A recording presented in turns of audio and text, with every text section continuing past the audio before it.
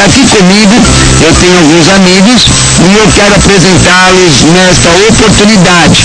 Lembrando que você pode, inclusive, assistir o programa através do nosso site. Eu sou contratado aqui para responder perguntas e quando Deus me permite dirigir o programa, porque o programa está sob a direção da pastora Tassiana, eu transmito pelo site da nossa igreja. Então você pode entrar em www.adpleroma.com e pode na web TV assistir o programa via internet, tá ok? O telefone da sua participação é o 3871-4998, comigo aqui o pastor Walter Rezende, que é um amigão, irmãos, pastor da Igreja Batista Luz para as Nações, que tem enchido meu coração de alegria por poder partilhar da sua amizade. Pastor Walter Rezende Tuquilho.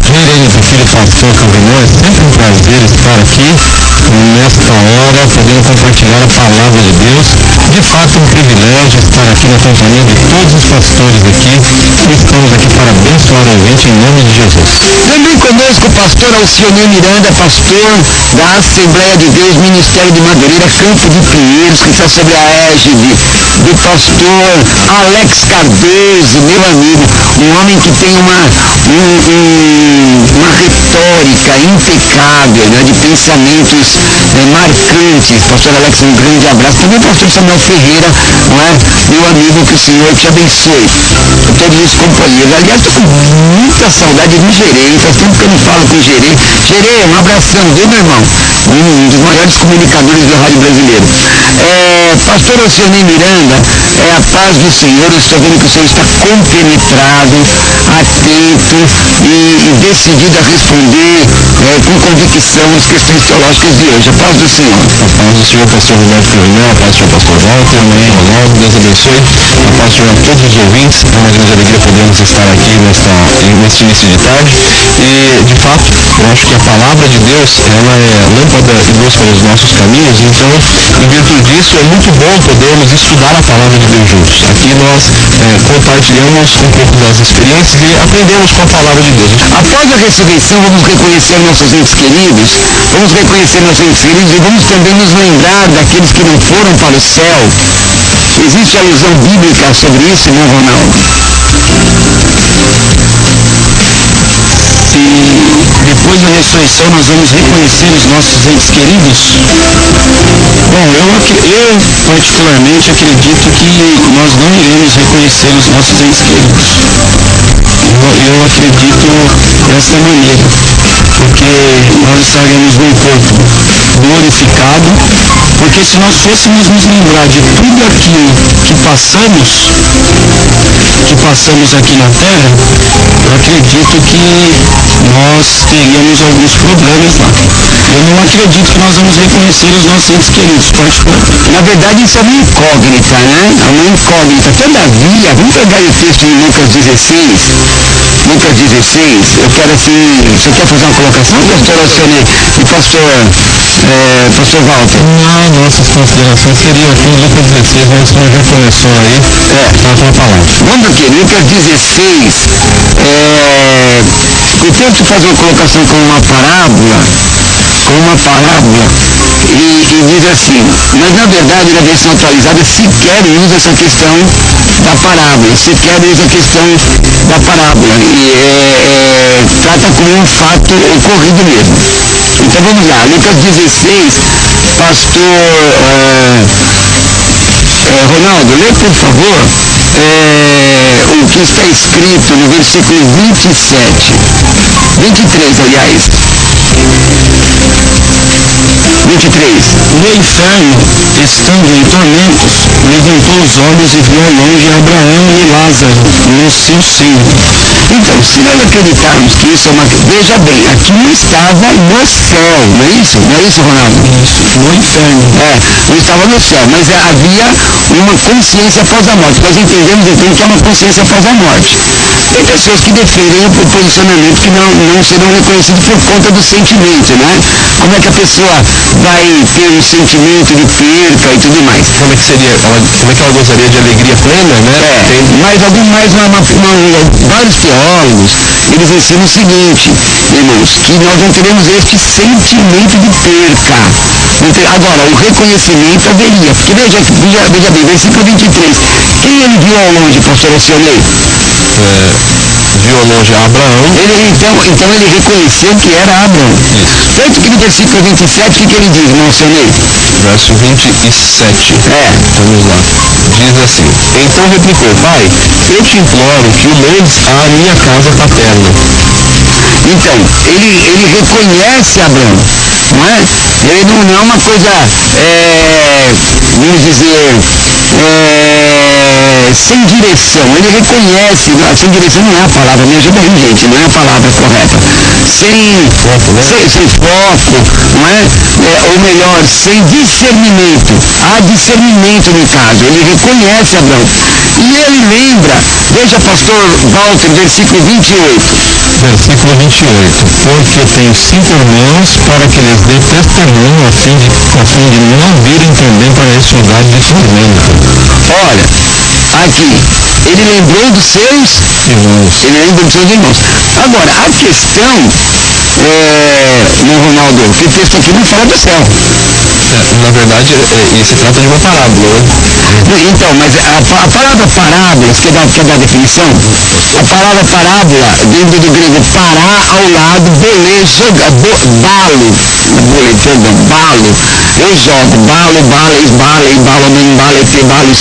eu jogo, que é a flexão verbal, a desinência, porque tem as desinências verbais, a desinência verbal. Mas parábola é ser colocado ao lado. Não quer dizer que esse texto não seja real, porque em parábolas não se usam nomes. Então, na versão corrigida, inclusive também você está com uma Bíblia presbiteriana aí, de cunho reformado, né? Que estou vendo aqui. Então, talvez a maior possibilidade é que se reconheça, mas não se tenha o sentimento da perca no céu. O que vocês acham disso? Eu concordo. Parece bastante justo, coerente aqui no texto. Não teremos esse sentimento de perda, nós teremos sim consciência, né? Então, isso pode se tornar uma coisa clara, evidente, patente e lógica pela exposição explícita desse texto. E uma coisa também é claro, né? Muitas coisas não nos são plenamente reveladas e nós teremos conhecimento pleno apenas chegando lá. Agora, certo é que eu já tenho uma opinião diferente do irmão, que é essa questão de reconhecimento. Porque nós vemos aqui, embora ela seja tratada na versão corrigida, eu mencionei, como uma parábola, é um fato que foi usado como parábola. O que é parábola? Uma parábola está colocada ao lado de, por exemplo, o senhor quando faz uma defesa em um tribunal de júri, o senhor pode usar uma alegoria, pode usar uma metáfora, uma parábola de algo realmente existente para trazer luz à ideia. Auxiliar na interpretação, auxiliar no entendimento. Isso. E, aliás, quero mandar meu abraço ao Fábio Lima, que ele diz assim: estou gravando, tenho que selecionar perguntas que têm profundidade teológica. Então, essa questão aqui, talvez seja, já que você está com uma Bíblia aí reformada, talvez seja da depravação total do homem, né? Aquelas questões defendidas por Berkoff, tá ok? Então tá bom, vamos lá. Dentro da soteriologia, né? Joel, da Igreja Batista do Jaçanã, gostaria de uma explicação do texto de Romanos 7:25, tá? Que diz assim, na versão atualizada: graças a Deus por Jesus Cristo, nosso Senhor, de maneira que eu, de mim mesmo, com a mente, sou escravo da lei de Deus. Sou escravo da lei de Deus. Mas, segundo a carne, da lei do pecado. A mente da lei de Deus, carne, lei do pecado. Ok. Aproveita e me dá a substância bíblica, porque eu não estou gravando aqui. Maravilha. Muito bem. Nós temos maravilha. Foi uma coisa muito linda. Força, pastor. Não, nada, manda aí. vamos lá. Eu entendo, o texto ele tem que ser analisado dentro do contexto para que não gere pretexto. E dentro do contexto em que está inserido, nós vemos claramente que Paulo ele está falando acerca da lei do pecado, da escravidão que o pecado impõe ao ser humano. Anterior à graça, é isso? Isso, exatamente, anterior à graça. A escravidão, porque o pecado ele escraviza o homem, ele se torna escravo das suas paixões. E através da graça, da lei de Deus, que é o que Paulo está colocando, a sua consciência era escrava da lei de Deus. Entretanto, a carne pendia para o pecado. E é pela graça, e aí nós vemos no capítulo 8 a resposta. Porque a lei do Espírito, 8 verso 2, porque a lei do Espírito da vida em Cristo Jesus te livrou da lei do pecado e da morte. Então, o próprio contexto ele já explica. Paulo diz, olha, pela mente eu sou liberto aí do pecado pela palavra, por ter submetido a minha vida à lei de Deus. Entretanto, a minha carne quer o pecado, mas a lei de Deus pode me livrar pelo Espírito de Cristo, Espírito da vida, através de Jesus Cristo. E aí o texto, Ronaldo? Sim, pastor? Pastor Alcinei, pastor Cardinal, se me permitem aqui também. Evangelista Ronaldo. Completando aqui a resposta do pastor Alcinei, que está respondendo de fato biblicamente, capítulo 8, versículo 6 também, porque o pendor da carne dá para a morte, mas o do Espírito para a vida e paz. Então nós temos aqui esta demonstração aqui, a nossa mente sendo de fato escrava. Me dê outro texto então, me deem, senhores, outro texto bíblico que corrobora com isso, porque a impressão que dá é que você não pode ser ou buscar a santidade numa leitura tirando o texto fora do contexto, né? O Paulo, no capítulo 7, ele vai, o pecado, versículo 8, o pecado, tomando ocasião pelo mandamento, despertou em mim toda sorte de concupiscência, porque sem lei está morto o pecado, tal. O que eu quero, não faço, que faço, não quero. Eu quero um outro texto que fala desse embate da carne do homem. Eu lembro onde está, mas quando Paulo diz que esse texto, inclusive, o que eu quero eu não faço, o que eu faço, o que eu não quero eu faço, o que eu quero eu não faço. Não lembro de estar exatamente inserido, mas também no mesmo texto, no mesmo capítulo, mas a questão é um outro texto de um contexto remoto. Gálatas 5,16. Pois não, pastor, evangelista Ronaldo. Diz assim, fala no microfone, amado. Porém, andai no Espírito e jamais satisfareis a concupiscência da carne. Porque a carne milita contra o Espírito e o Espírito contra a carne, porque são opostos entre si, para que não façais o que porventura seja do vosso querer. Então, o que é militar? Me dá um sinônimo. Havia uma luta, um combate entre a carne e o espírito. Então quer dizer então, pastores, que o maior inimigo do homem é ele mesmo. Eu costumo dizer que nós temos 3 inimigos. Os inimigos declarados são, nós não lutamos contra pessoas, nós lutamos contra as hostes espirituais da maldade. Mas nós temos os inimigos declarados, que pessoas que, usadas pelo inimigo, se declaram inimigos, aqueles que são inimigos ocultos, pessoas que se fazem de amigo, mas na verdade é desvio de motivação, são pessoas com desvio de motivação, e o inimigo interior, que é esse que luta dentro de nós. O mais difícil de ser vencido é o inimigo interior.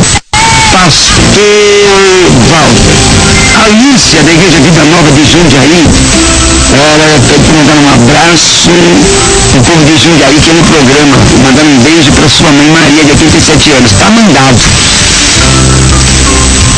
Eu vou remodelar um pouco, porque ela diz de uma igreja que nós não citamos nomes de igreja. Em uma igreja, um líder disse que os homens não precisam jejuar porque já são santos, isso é verdade? Querido irmão, não está na palavra de Deus. Jesus nos ensina a vigiar e orar. Jesus não disse ali que são os idosos, são as crianças e adolescentes e excluir jovens. A palavra que fala sobre os jovens lá na carta do apóstolo João, jovem, eu vos escolhi porque sois fortes e já vencestes o maligno. Entretanto, o jejum é uma arma a favor do crente, porque quando nós jejuamos, nós colocamos nossa carne subjugada ao nosso espírito, para que nós possamos estar em comunhão com Deus. Então, não existe, biblicamente falando, isenção de qualquer faixa etária para a oração e para o jejum. Importante também, pastor, Mateus capítulo de número 17, verso 21, Jesus diz o seguinte, que esta casta se espere senão por meio de oração e jejum. Então ele não está colocando que é só o idoso, é só, não.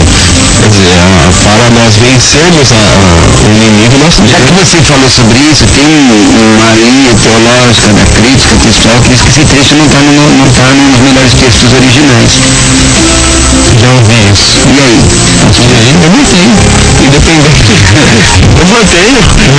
qualquer coisa, o jejum, olha, o jejum ele fortalece o nosso espírito, você sacrifica a carne e subjuga, como muito bem colocou o pastor, a sua carne ou o seu espírito. Você diz para a sua carne, não é você que manda em mim, não. Manda aqui, sou eu com a ajuda do Espírito Santo de Deus. Este corpo me pertence. Nós não vivemos mais segundo a carne, nós vivemos segundo o Espírito. Independente da idade, nós temos que subjugar assim a nossa carne. Tem um pessoal que diz que você não precisa mais jejuar, porque você jejuava enquanto noivo estava presente, algo assim. Agora ele não está mais, não precisa mais jejuar. Então já venceu, e aí? Tudo bem, eu quero que vocês me deem textos, irmão. Pastor Sionei Miranda, que interpelou a parte do senhor, pastor Walter e Evangelista. Vamos lá. O que tem a ver, veja bem, primeiro entender o que é o jejum. O jejum é uma entrega, não é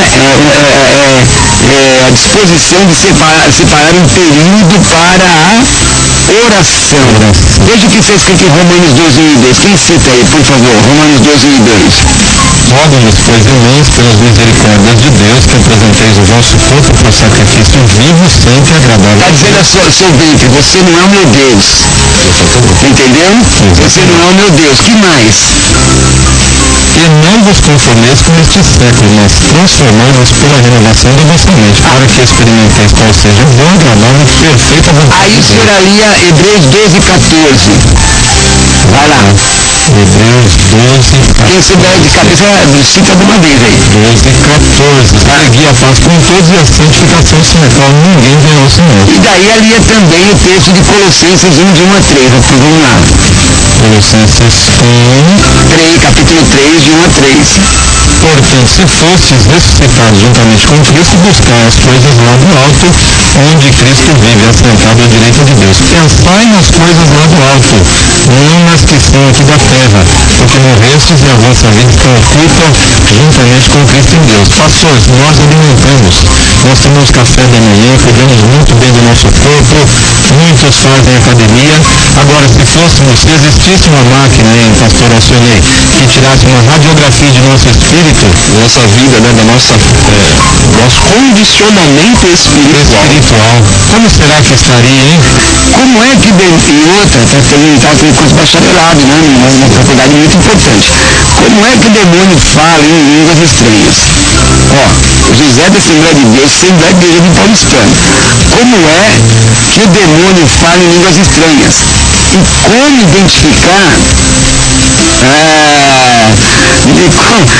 identificar se uma pessoa está falando em línguas inspiradas pelo Espírito ou por demônio? Bom, pastor Cruvinel, o demônio ele não fala em línguas estranhas, ele imita as línguas de Deus. E aqui em João 10:10 está escrito o seguinte: o ladrão vem somente para roubar, matar e destruir. Eu vim para que tenham vida e tenham em abundância. Em João 10:14 diz: eu sou o bom pastor, conheço as minhas ovelhas e elas me conhecem a mim. Aqueles que têm o Espírito de Deus, ele vai reconhecer se é Deus ou se é o demônio. E se o irmão ou os irmãos têm alguma dificuldade em reconhecer se é o demônio ou se é Deus, tem que buscar o bom discernimento de espírito. Está lá no texto de 1 Coríntios, capítulo de número 12.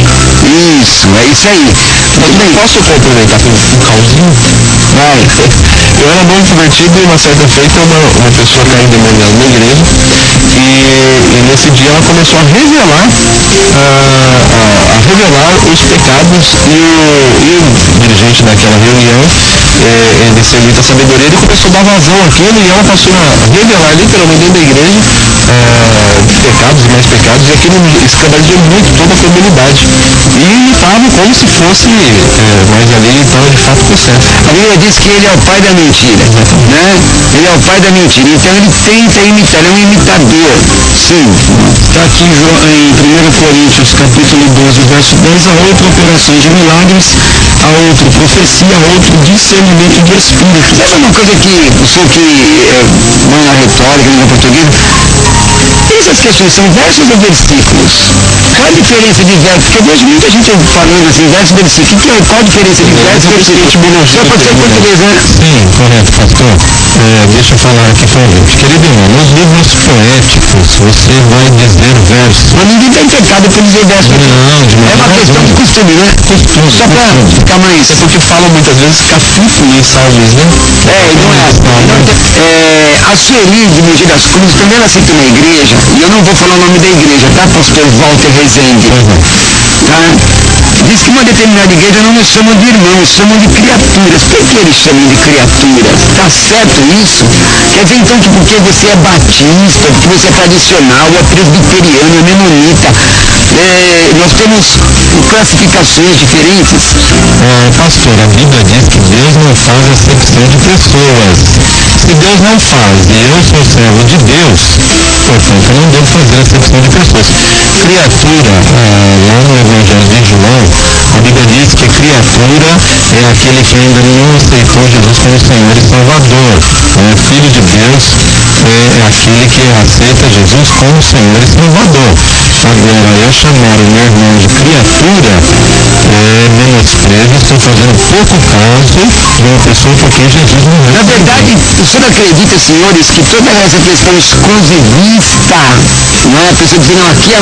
Aliás, pode ser ter Bíblia, ser chamado de pastor, bispo, ancião, vice-deus, apóstolo, o que for. Quarta pessoa da Trindade. Se essa pessoa é exclusivista, só aqui tem a ver, só aqui tem o poder, isso é característica de seita. A Bíblia diz no Evangelho de João, aliás, Evangelion Katai Ioannis, no Evangelho de João, não de São João, de João, capítulo 1, versículo 12, e todos quantos o receberam, deles o poder, você já estava com ele aberto, né? Deles, eu sabia, é uma bênção. Deu-lhes o poder de serem feitos filhos de Deus aos que creem no seu nome. Então, amado, irmão, irmã, não interessa se você bate palma ou não bate palma, a sua liturgia, você acredita nas regras de fé básica e você vive Tiago 22, que diz aqui, se ele for praticante da palavra não somente ouvinte, você é meu irmão.